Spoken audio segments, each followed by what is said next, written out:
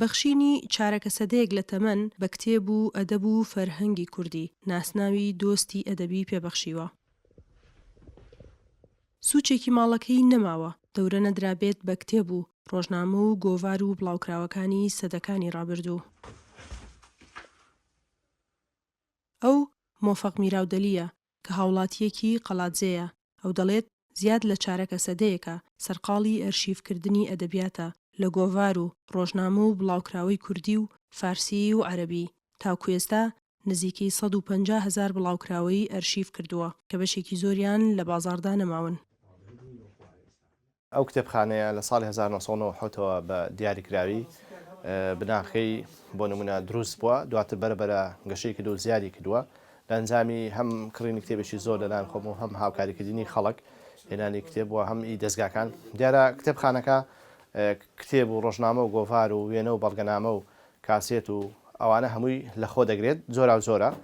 کتێبەکان کوردی، عەرەبی، ئینگلیزی، فارسی بە پلەی یەکەم، هەروەها زمانەکانی کەشی تێدایە.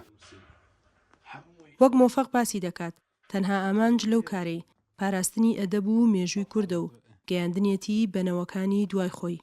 هەروەها باس لەوەش دەکات بەشێکی ئەو ئەرشیفەی لە ڕابردوودا کڕیوە و بەشێکیشی لەلایەن هاوڵاتیان و سیاسیەکان و ڕۆشنبیرانەوە پێی دراوە. ئەوانە مێژووی شارستانیەت و ئەدەبیاتی کوردیە، ئەوانە هەندێک بەرهەمی نووسەرانن، ئەوە دەستگای ئایدیایە، ئەوە ئەکادیمیای کوردیە، ئەوە کتێبەکانی ئەوانە فەرهەنگن، ئەوانە بیرەوەرین، ئەوانە مێژووی. ئەو بابەتانەی مۆفەق ئەرشیفی کردوون پێکهاتوون لە بابەتی ئاینی، مێژوویی، سیاسی، دەروونزانی و ئەدەبی و پزیشکی کە بەشێکیان هێندە کۆنن لە بری چاپ بەدەست نووسراونەتەوە. ئەوانە هەمویان سەردەمی زاینن، بەڵام هەمویان تەمەنیان لە 100 ساڵ زیاترە. ئەوە دەستنووسێکی کەیە، ئەوە چاپە تەمەنی 100 ساڵ زیاترە. ئەو کتێبە ئینجیلێکە لە ساڵی 1914 چاپ بووە، بە فارسی نووسراوە، ئینجیلێکی زۆر زۆر نایابە، یەکێکە لە کتێبە کۆنەکان. ئەوە دەستنووسێکی کەیە کە بەرگەکەی جڵدە. جگە لە کتێب و گۆڤار و ڕۆژنامە بەشێکی تری ئەرشیفەکەی پێکهاتووە لە بەڵگەنامە و نامەی دەنگ و ڕەنگ و وێنەی سەردەمی حکوومەتەکانی پێشووی عێراق کە لە نێوان سەرکردەکانی کورد و حکوومەتدا ئاڵوگۆڕ کراون.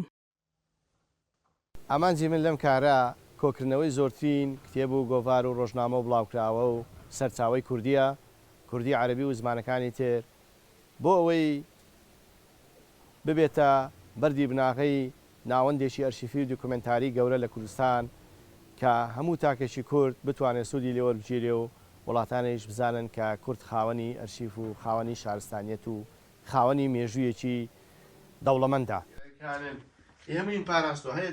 کتێب و گۆڤار و نامەی دەستنووس و ئەرشیفەکەی مۆفەق دەڵێت بەسەر 4 کۆگای گەورەدا دابەش کراون، دوور لە چاوی خەڵک لە دەرەوەی شار هەڵی گرتوون و بۆ هیوای ڕۆژێک هاوکاری بکرێت و بینایەکی گەورەی بۆ دروست بکرێت بۆ ئەوەی ئەرشیفەکەی لە لەناوچوون بپارێزرێت و بە نیشتیمانی بکرێت.